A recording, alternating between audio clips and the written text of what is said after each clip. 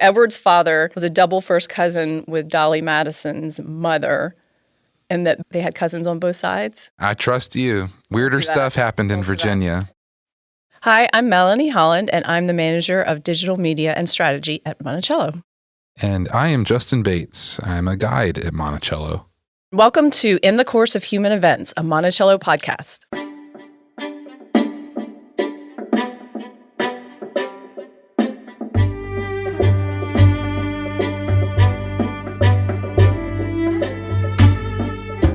Today, we'll be learning about Edward Coles, son of one of Jefferson's very good friends, who wrote to Jefferson during his retirement, challenging him about the future of slavery in America.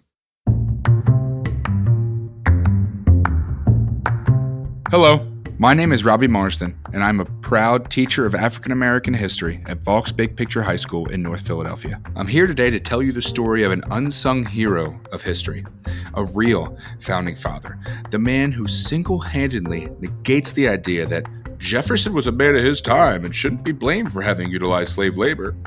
This titan of history, someone that should be learned about and revered in every true American history classroom, is named Edward Coles. When my ear first bent to the story of Edward Coles, I was at the Monticello Teacher Institute in the summer of 2019. We were on an exclusive tour of the Monticello mansion, and somebody, maybe even me, asked, "Hey, a common defense of Jefferson is that he was a man of his time. Did anyone ever tell him directly that he should free his enslaved?" The tour guide quickly responded, "Well, yeah, there was a man named Edward Coles who was the son of John Coles, a good friend of Jefferson's, down the road from Monticello. He wrote Jefferson asking to come up with a plan for emancipation, and when Jefferson didn't accept the offer, Coles went on to free his enslaved anyway." It took me just a moment to stop the group and ask, Wait, what'd you say? What's his name? Edward Coles thus became my topic of study for that week at the Monticello Teacher Institute. I know Robbie because I've been co-leading the Monticello Teacher Institute for almost 10 years. It's a fully funded fellowship program for teachers where they get to come and do research on a topic of their choice and get to hear from other colleagues about what they're doing in the field. When Robbie came, I remember him just jumping headfirst into learning all about Edward Coles. I mean, that's all he talked about all week long. Edward Coles is not well known, but he is someone that more and more guides are starting to incorporate on our Slavery at Monticello tour, primarily because the story of Edward Coles presents a counter to Jefferson, someone who was a member of the upper class, born into a slaveholding family, but ends up someone who is actually going to take actions to free the people they held in bondage.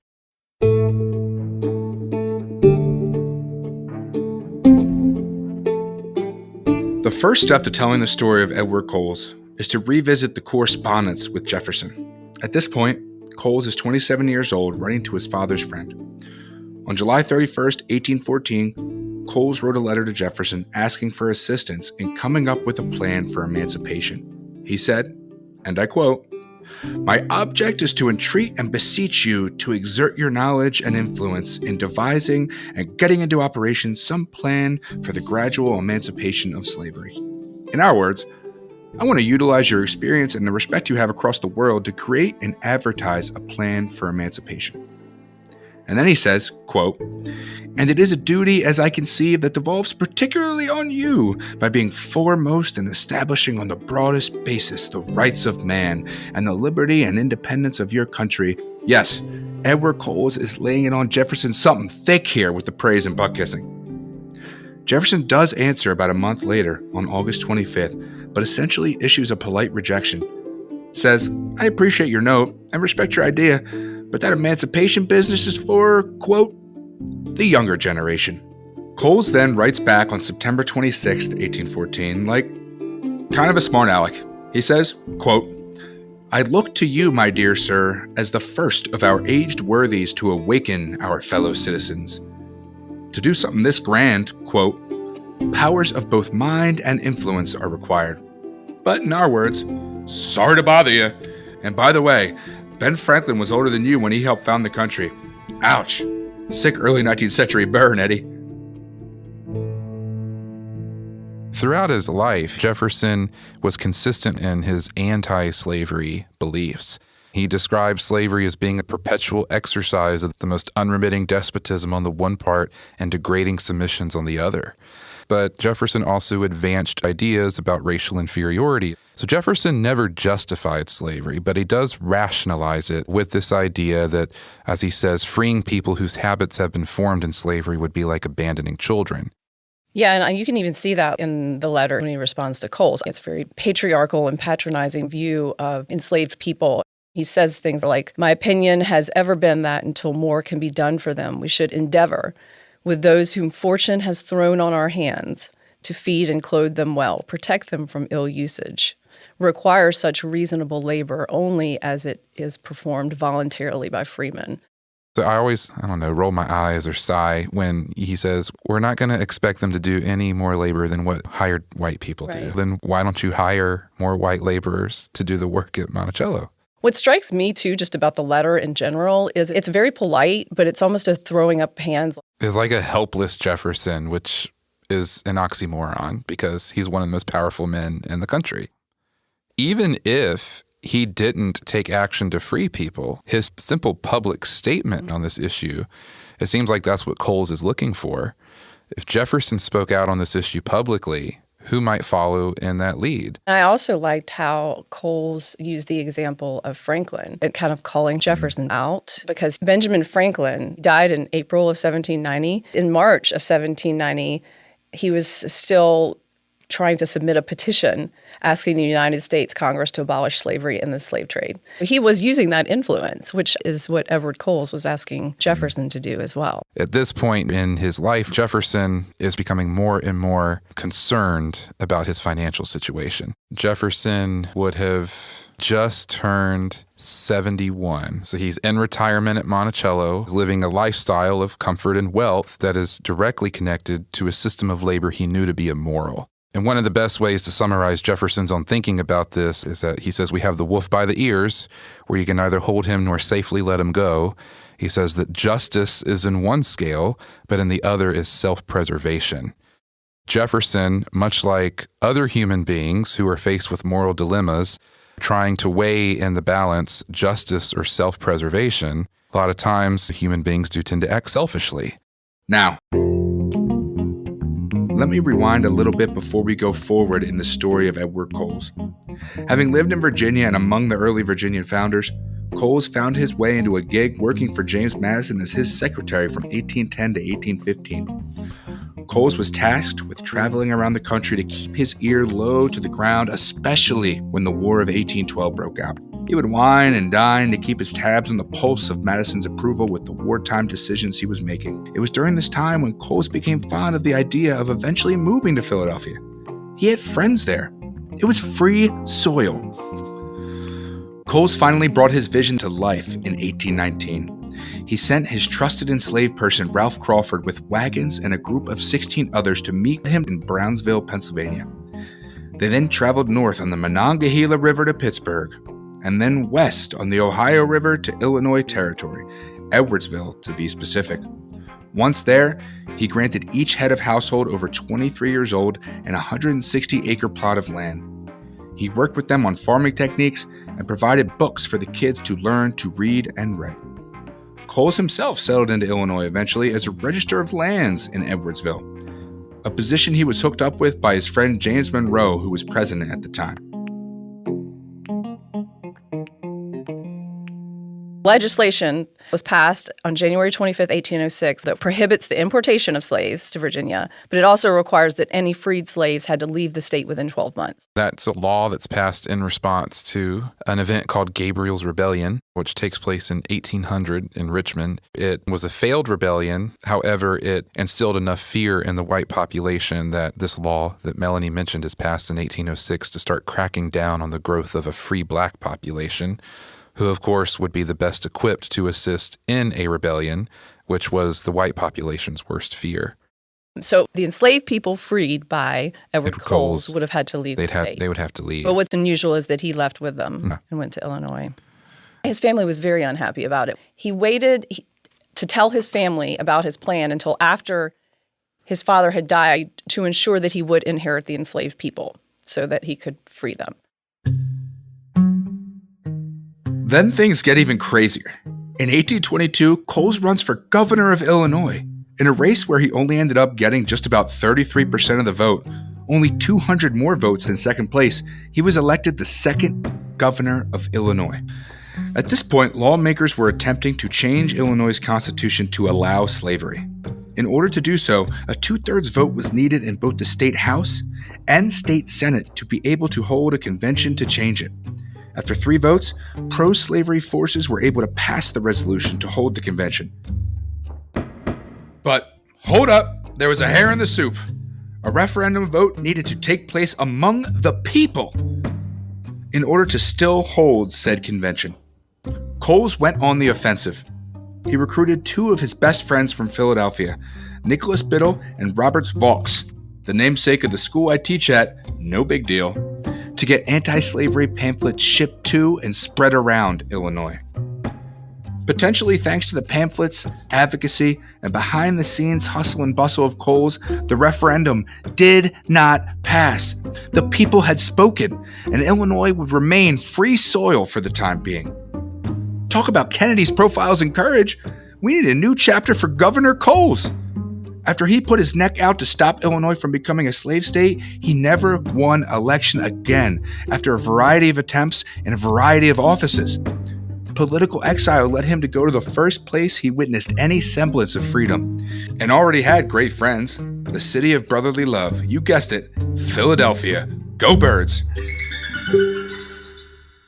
Illinois didn't become a state until 1818, but there were earlier regional systems of government that had already established slavery, and it was still tolerated in the early years of Illinois statehood. The first state constitution stated that slavery shall not be thereafter introduced, but there was no clause forbidding an amendment to allow slavery.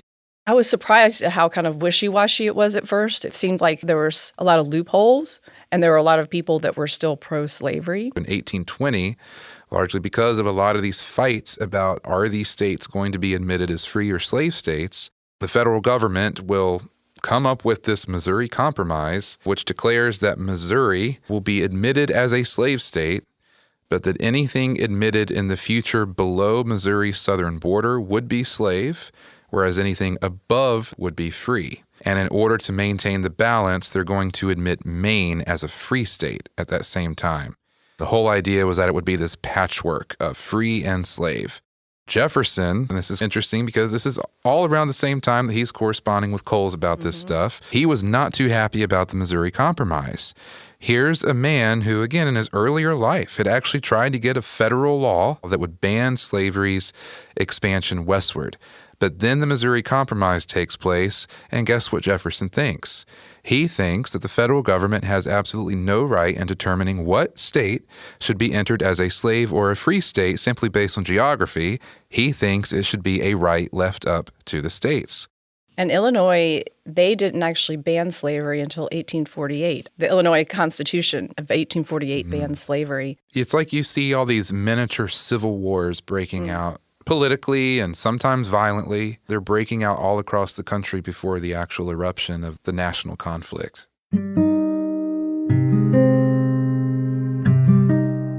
Now, Jefferson wasn't the only person Coles asked about emancipation. Coles made a similar and definitely more comprehensive effort to work with James Madison on a plan to emancipate his enslaved. Madison was seemingly much more receptive, exchanging several letters in the early 1830s on the topic.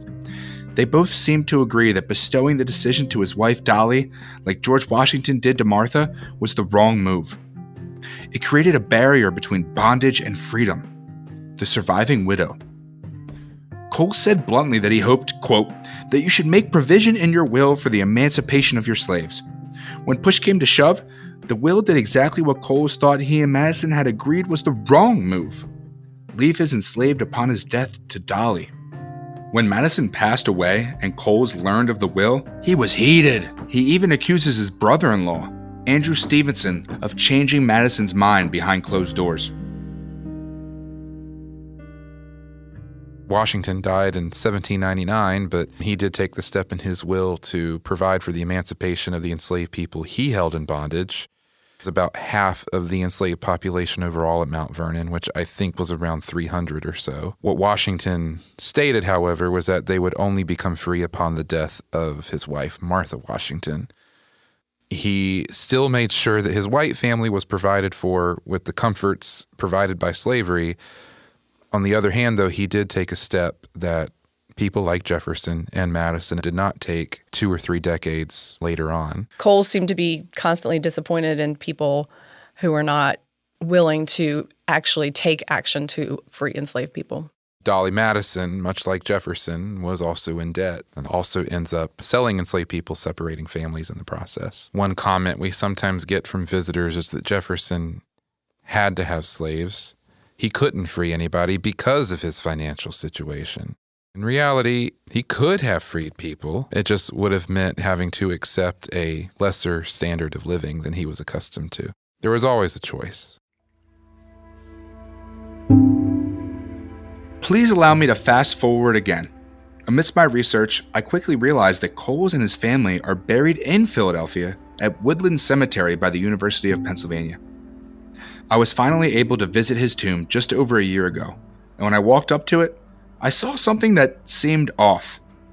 As I walked closer, I noticed a Confederate Civil War veteran marker. That leads to another shocking aspect of the Edward Coles story. One of his sons, Roberts Coles, was named after his father's abolitionist bestie, Roberts Vaux. The thing is, Roberts Coles grew an affinity for the Southern life and his Southern family through the occasional family visits, and when the Civil War broke out, Roberts fled Philadelphia to go back to Virginia to enlist in the Confederate Army. Edward Coles was heartbroken. He wrote there was never a chance of him, quote, ever being again happy. And then in March 1862, Coles picked up a newspaper and discovered that his son had died in the Battle of Roanoke Island. Coles was an older parent. He'd gotten married later in life. His son, Roberts Coles, left Pennsylvania to come back to Albemarle County when he was 22 years old. And this was in 1860, so it was right before the start of the Civil War. He said, Virginia is the land of my father, and I've always regarded myself as a Virginian. He and his friends had raised a company of volunteers from Albemarle and nearby counties here, called themselves the Green Mountain Grays, and fought in the Virginia 46th Regiment. Think about how hard that might have been for a father who had done so much more than other people of his class and generation to then see his son take a step back from that work. Yeah, exactly.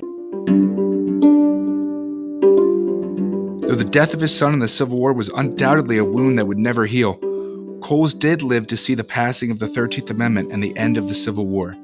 He even met Lincoln on his trip to Philadelphia in 1865. The story goes that Coles went up to introduce himself to Lincoln, and Lincoln looked back at him and went, "Oh, I know who you are." Though they're both prominent individuals from Illinois, they were not known to have crossed paths. But it is heartwarming to imagine Edward Coles meeting the man who essentially brought his initial vision that he spoke to Jefferson about in that 1814 letter to life. Edward Coles was still alive during the Civil War. He didn't die until 1868. You have this man who is a friend of, acquaintance of, correspondent with Jefferson, who then meets Abraham Lincoln and lives to see the ratification of the 13th Amendment. Just shows us it hasn't been that long. The man who called Thomas Jefferson on his bluff. The man who emancipated his own enslaved. The man who became governor of Illinois and sacrificed his political career to stop it from becoming a slave state. A man who lived in Philadelphia as the last connection to the founding era. Edward Coles deserves his roses. Edward Coles deserves to be at the forefront of our American history curriculum. Because when it comes down to it, and we debate the hypocrisy of the founding fathers, Edward Coles, from the same era as these people we hold near and dear, held his truths to be self-evident, that all men are created equal. He did his best to practice what he preached, something Jefferson, quite frankly, didn't do. I do think As I said at the beginning, the story of Edward Coles is a perfect response to the comment that Jefferson was just a man of his time. When people look back at our time, I'm going to use the environment as an example. People could look back at this generation and say we didn't do anything to help the environment and that we were just people of our time. But we know there are climate activists out there today who are trying to help the environment. Same thing in Jefferson's time. There were a lot of people trying to figure out how to solve the problem of slavery and how to help those held in bondage, help them into freedom and help them have successful lives. And Edward Coles is a great example of that. In thinking about Edward Coles in general, I just think it's pretty amazing that not only did he practice what he preached, he freed his enslaved people, but he also provided them with land and was trying to help them get established in life. He followed all the way through with trying to live out his ideals. If you visit Monticello and you happen to hear the story of Edward Coles, perhaps it can just provide us a window into not only this time in American history, but also to think about our own contradictions and what actions we might be able to take to fully live up to the ideas that we hold dear. Thank you, everyone, for taking some time to listen to this latest podcast in the series In the Course of Human Events. And thank you to Melanie. It's always a joy to get to talk with you. Thank you, Justin. A big thank you to Robbie Marsden. Robbie is fantastic and so enthusiastic. I'm just so thrilled that I got to be a part of this podcast with him.